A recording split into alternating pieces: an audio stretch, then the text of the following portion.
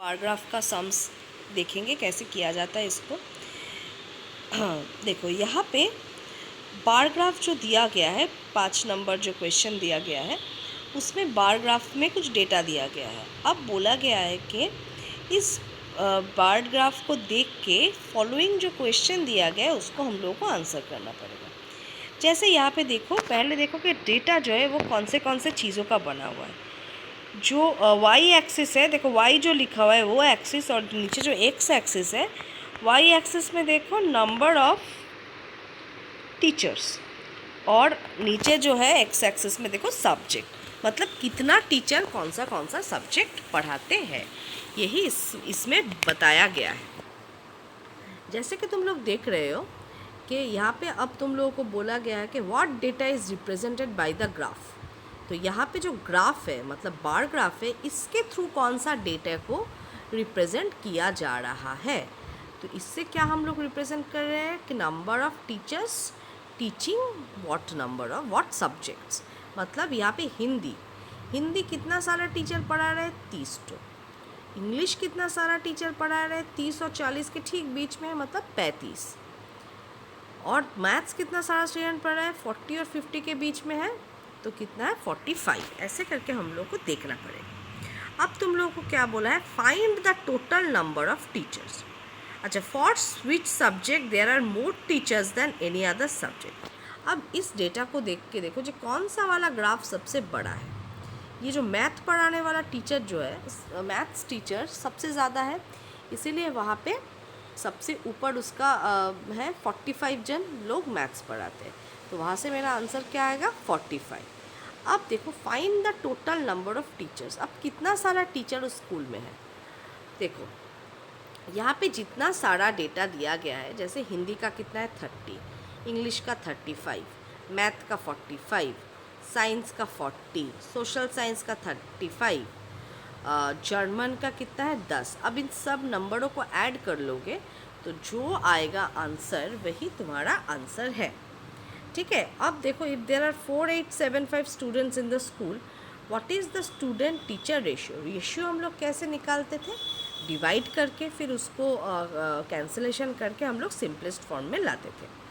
तो यहाँ पे हम लोग इसको ऐड करके जितना आएगा, पहले ही क्वेश्चन में हम लोग नंबर ऑफ़ टीचर्स निकाल लिए थे। अब नंबर ऑफ़ टीचर्स हम लोग निकाल लिए थे, अब नंबर ऑफ़ टीचर्स और नंबर ऑफ़ स्टूडेंट्स का जो रेशियो है वो हम लोग कैसे निकालेंगे, ये 4875 डिवाइडेड बाई पहले क्वेश्चन डिवाइड करेंगे, फिर कैंसिल करके जो आंसर आएगा वही हम लोग का आंसर होगा। क्लियर। अब नेक्स्ट देखो, नेक्स्ट क्या दिखाया गया है, the bar graph shows the distribution of mister Amit's monthly income and expenditure. यहाँ पे जो बार ग्राफ है इसमें मिस्टर अमित का जो मंथली इनकम और एक्सपेंडिचर है वो हम लोगों को निकालना पड़ेगा। ठीक है। तो यहाँ पे देखो एक्सपेंडिचर जो है एक वाई एक्सिस में है, और इनकम कैसे वो कौन से जगह पे वो खर्च कर रहा है वो यहाँ पे है। ठीक है। तो जैसे यहाँ पे क्या क्वेश्चन है, how much amount does he spend towards petrol. अब देखो पेट्रोल में वो कितना पैसा लुटा रहा है, 8,000 और 10,000 के बीच में है, मतलब 9,000 रुपये। अब अगर बोला है कि उसका monthly income, what is the monthly income of mister Amit if he saves ₹15,000 per month. अब यहाँ पे जितना भी है, जैसे फूड के लिए वो 6,000 खर्च कर रहा है, क्लोथ्स के लिए वो 7,000 खर्च कर रहा है, पेट्रोल के लिए 9,000, रेंट के लिए 8,000, मिशेलेनियस मतलब बाकी और भी खर्चे, उसके लिए 7,000। अब इस सब चीज़ों को तुम ऐड करो, ऐड करने के बाद अब ये टोटल तुम्हारा कितना हो गया, खर्च हो गया। ठीक है। अब ये खर्च के साथ अगर इनकम को ऐड करोगे तो टोटल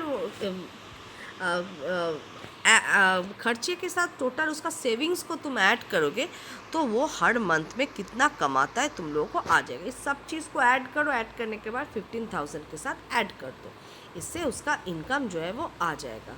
ये सम्स तुम लोग एग्जाम्पल से देख के करोगे तो एक्सरसाइज करना सुविधा रहेगा। अच्छा, अब हम लोग क्या देखेंगे, अच्छा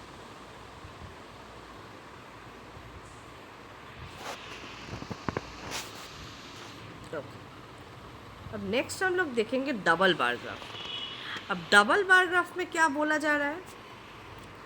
डबल बार ग्राफ में बोला जा रहा है कि जैसे कि अगर दोनों चीज़ों में, दोनों एक ही चीज़ों में जब अब हम लोग कंपेयर करते हैं तब हम लोग डबल बार ग्राफ यूज़ करते हैं। डबल बार ग्राफ मतलब सपोज़ दो कंपनी है, कंपनी ए और कंपनी बी। अब कंपनी ए और कंपनी बी के बीच हम लोग जब कंपेयर करेंगे तो हम लोग देखेंगे कि क्या इन दोनों में संपर्क है।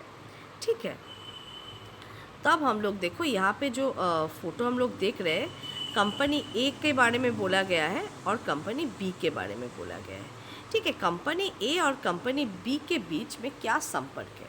सपोज़ बोला गया है कि कंपनी ए में कितना प्रोडक्ट तैयार होता है और कंपनी बी में कितना प्रोडक्ट तैयार होता है, इन दोनों के बीच कंपैरिजन हम लोग करते हैं। तो वैसे ही ये डबल बार ग्राफ वैसे ही बनता है। अब हम लोग जब नेक्स्ट स्लाइड में आएंगे तो देखेंगे डबल बार ग्राफ का सम्स हम लोग कैसे सॉल्व करते हैं। ठीक है, ओके। तब तक के लिए तुम लोग प्रैक्टिस करो। जैसे यहाँ पे मैं और एक बार बोल देती हूँ डबल बार ग्राफ के बारे में। डबल बार ग्राफ में जो दिखाया गया है, एक मिनट, जस्ट अ मोमेंट। हाँ, डबल बार ग्राफ में देखो यहाँ पे बोला गया है कि मिस्टर शर्मा और मिस्टर गुप्ता, मिस्टर शर्मा और मिस्टर गुप्ता दोनों आदमी हैं, लेकिन हम लोग इन दोनों में कंपैरिजन किस बेसिस पे कर रहे हैं? मंथली वो लोग कितना रुपए खर्चा करते हैं। तो अब जनवरी का एक ठो बनेगा बार ग्राफ, फरवरी का, मार्च का, अप्रैल का, मई का, ऐसे करते करते दिसंबर तक बनेगा। अब हम लोग क्या करेंगे, मिस्टर शर्मा का अलग कलर का बार ग्राफ बनाएंगे, मिस्टर गुप्ता का दूसरा कलर का बार ग्राफ बनाएंगे, जैसे ऊपर के फ़ोटो में दिखाया गया है।